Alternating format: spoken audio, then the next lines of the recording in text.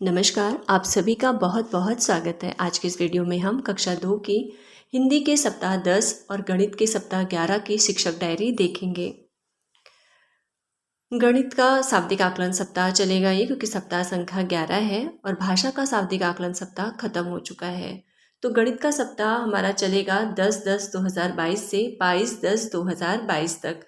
वार्षिक ट्रैकर अगर आप भर रहे हैं तो गणित के वार्षिक ट्रैकर में आप शाब्दिक आकलन सप्ताह की यही डेट डाल लीजिएगा। और भाषा सप्ताह 10 की डेट होगी 10-10-2022 से 15-10-2022 तक।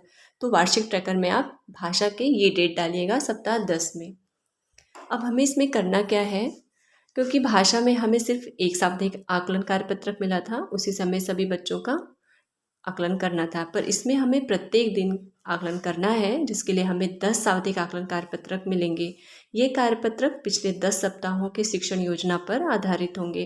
पहला कार्यपत्रक पहले दिन की शिक्षण योजना पर आधारित है। अगर आप देखेंगे तो जो सप्ताह 1 की शिक्षण योजना आई थी उसमें संख्यापूर्ण अवधारणाओं पर हमें काम करना था, जैसे बड़ा छोटा, दूर पास और कम ज़्यादा, हल्का भारी। शायद 2 या 3 सप्ताह तक हमें संख्यापूर्ण अवधारणाओं पर काम करना है, आगे पीछे। तो इसी सब पर आधारित वह पहला कार्यपत्रक है, उस पर हमें काम करना है और बच्चों का समूह निर्धारण करते हुए शाब्दिक आकलन ट्रैकर पे ग्रेड दर्ज करना है।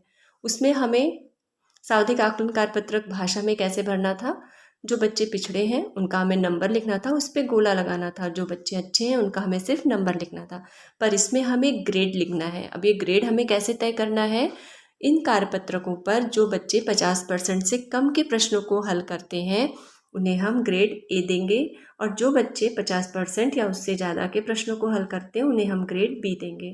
मतलब हमें कमज़ोर बच्चों को ग्रेड ए देना है, अच्छे बच्चों को ग्रेड बी देना है।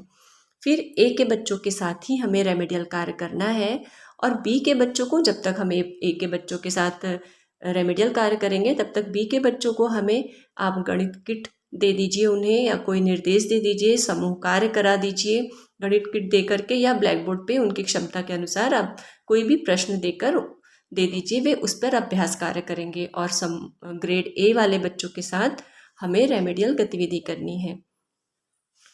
इसके जस्ट पहले मैंने एक वीडियो डाला है, उसमें हम कैसे रेमेडियल गतिविधि करें, उसमें हम किन कार्यपत्रकों का इस्तेमाल करें, ये सारी जानकारी मैंने उसमें दी है, तो प्लीज़ आप उसे देख लीजिएगा।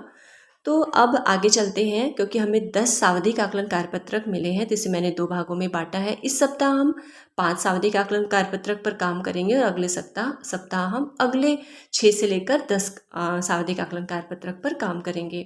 तो 1 से 5 दिन मैंने 5 शाब्दिक आकलन कार्यपत्रक पर काम किया, और छठे दिन मैंने इन 5 शाब्दिक आकलन कार्यपत्रक का समेकन किया है, पुनरावृत्ति किया है। तो इसी आधार पर मैंने इस डायरी को भरा है, तो आप उसे समझ लीजिएगा। अब आप इस डायरी को स्वयं से देख लीजिए, और हम मिलते हैं अब अगले वीडियो में। तब तक के लिए नमस्कार।